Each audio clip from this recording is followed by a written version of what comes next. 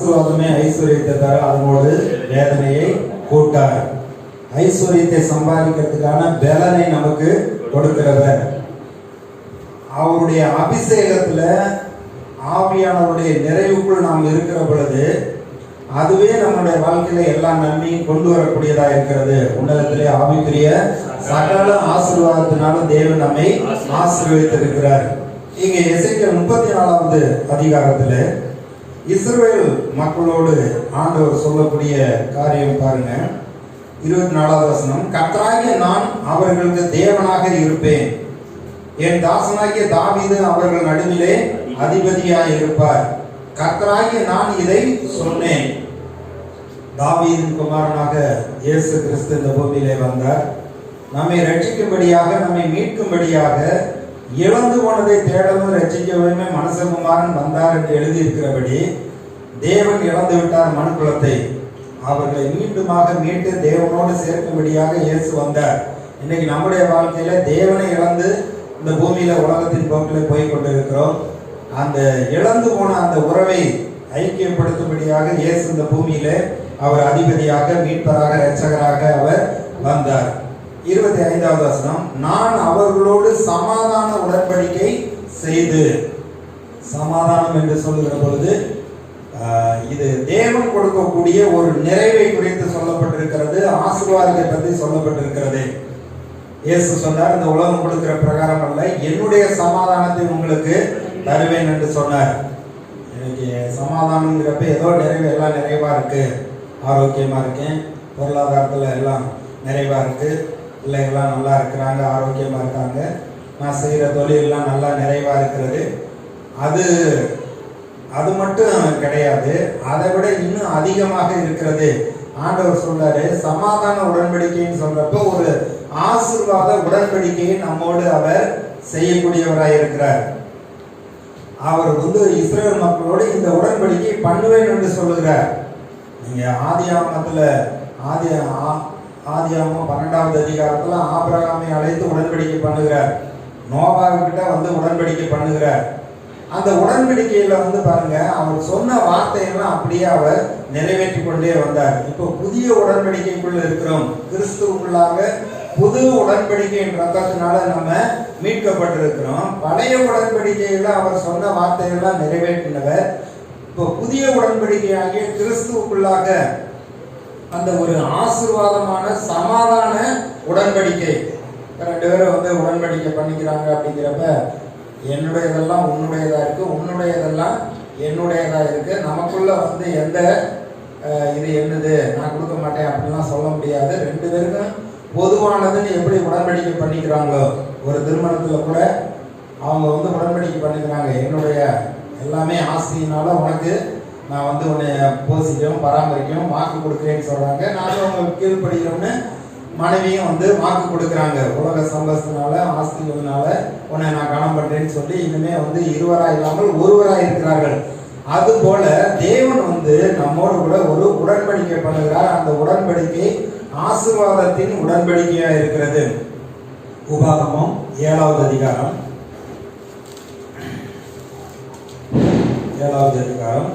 9வது வசனம், கர்த்தர் நம்மோடு கூட உடன்படிக்கை பண்ணி அவர் என்ன சொல்றார், ஆகையால் உன் தேவனாகிய கர்த்தரே தேவன் என்றும் தம்மில் அன்பு கூர்ந்து தமது கற்பனைகளை கை கொள்ளுகிறவர்களுக்கு அவர் 1000 தலைமுறை மட்டும் உடன்படிக்கையும் கிருபையும் காக்கிற உண்மையுள்ள தேவன் என்றும், அவர் தம்மை பயக்கிறவர்களுக்கு அவர் பிரத்யட்சமா பலன் அளிப்பார்னு அடுத்த வசனம் சொல்லுகிறது.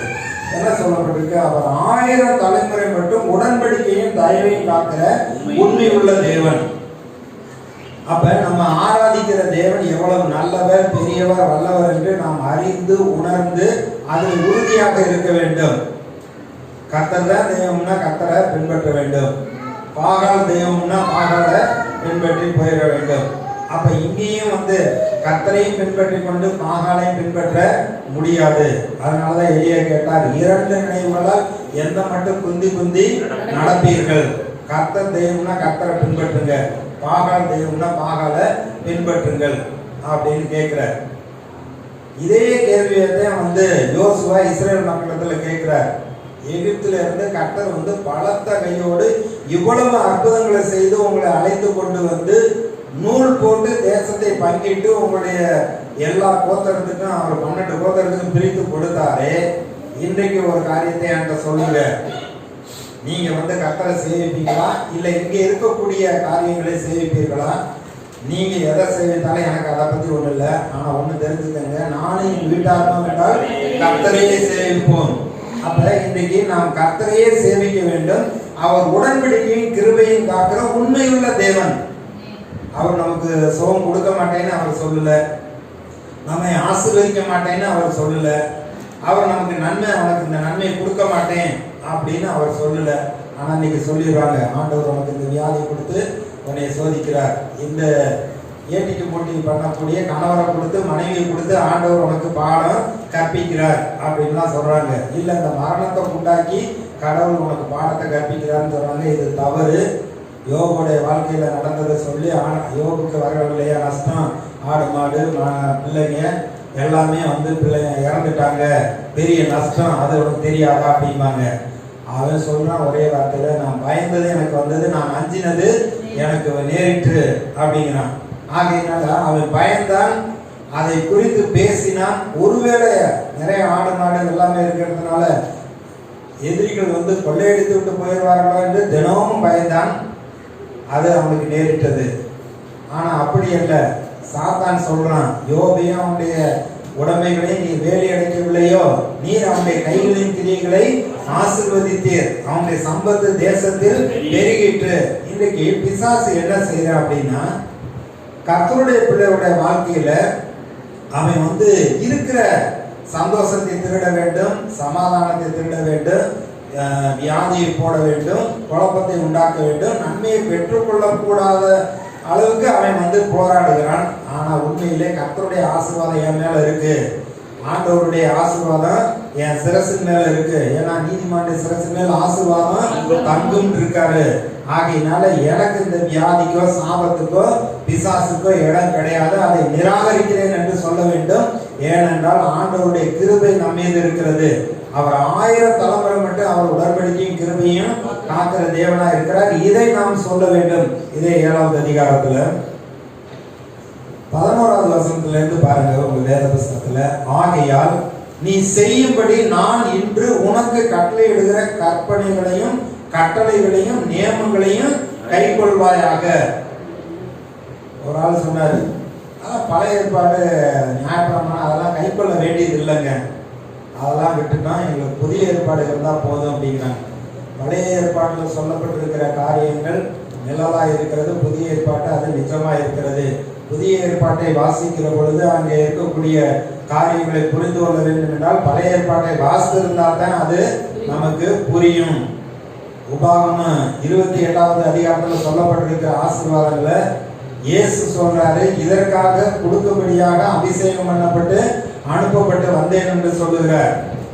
இன்னும் வந்து புதிய ஏற்பாட்டுல சபைக்குன்னு ஆண்டவர் சொல்லி இருக்கிற வாக்குத்தத்தங்கள்லாம் அதனுடைய ஆசீர்வாதத்தை தான் இங்க விளக்கி சொல்லப்பட்டிருக்கிறது, புரிந்து கொள்ள வேண்டும். அப்ப இந்த கர்த்தருடைய கட்டளைகளையும் கற்பனைகளையும் நியமங்களையும் நம்ம கை கொள்வாயாக. இந்த நியமங்களை நீ கேட்டு கை கொண்டு அவைகளின்படி செய்வீர்களானால் அப்பொழுது உன் தேவனாகிய கர்த்தர் உன் பிதாக்களுக்கு ஆணையிட்டு கொடுத்த உடன்படிக்கையும் கிருபையையும் உனக்காக காத்து ஆசீர்வாத உடன்படிக்கை பண்ணி இருக்கிறார். கிறிஸ்துவுக்குள்ளாக புது உடன்படிக்கைக்குள்ள நம்ம இணைக்கப்பட்டிருக்கிறோம். அவர் பிதாக்களுக்கு ஆணையிட்டு கொடுத்த அந்த ஆணையை நிறைவேற்றும்படியாக கிருபையையும் அவர் உடன்படிக்கையும் கிருபையும் காக்கிறவர். உன்மேல் அன்பு வைத்து உன்னை ஆசீர்வதித்து உனக்கு கொடுப்பேன் என்று உன் பிதாக்களுக்கு ஆணையிட்டு கொடுத்த தேசத்தில் உன்னை பெருக பண்ணி உன் கற்பத்தின் கனியும் உன் நிலத்தின் கனியும் ஆகிய உன் தானியத்தையும் உன் திராட்சரசத்தையும் உன் எண்ணெயையும் உன் மாடுகளின் பலனையும் உன் ஆட்டு மந்தைகளையும் ஆசீர்வதிப்பார். சகல ஜனங்களை பார்க்கலும் நீ ஆசீர்வதிக்கப்பட்டு இருப்பாய். உனக்குள்ளும் உன் மிருக ஜீவன்களுக்குள்ளும் ஆணிலாகிலும் பெண்ணிலாகிலும் மலடு இருப்பதில்லை. கர்த்தர் சகல நோய்களையும் உன்னை விட்டு விலக்குவார். உனக்கு தெரிந்திருக்கிற எகிப்தியரின் கொடிய ரோகங்களில் ஒன்றும் உன்மேல் வரப்பண்ணாமல் உன்னை பகைக்கிற யாவர் மேலும் வரப்படுவார். ஆனா இதெல்லாம் வந்து பாருங்க, நம்ம வாழ்க்கையில வந்து வர்றப்ப இதெல்லாம் நம்ம மறந்துடுறோம். அவர் சகல ஜனங்களை பார்க்கலாம் நம்மளை ஆசீர்வாதமா தான் வைப்பேன் இருக்காரு. அப்ப அந்த உடன்படிக்கையில நமக்கு தெய்வீக சுகம் இருக்கிறது, நம்முடைய ஆடு மாடு பிள்ளைகளுடைய ஆசீர்வாதம் இருக்கிறது, பெருக்கம் இருக்கிறது. அதே போல வந்து அங்க கர்த்தர் வந்து சொல்லி இருக்கிறார், சகல நோய்களையும் உங்களை விட்டு விலக்குவார்னு சொல்லி இருக்கு.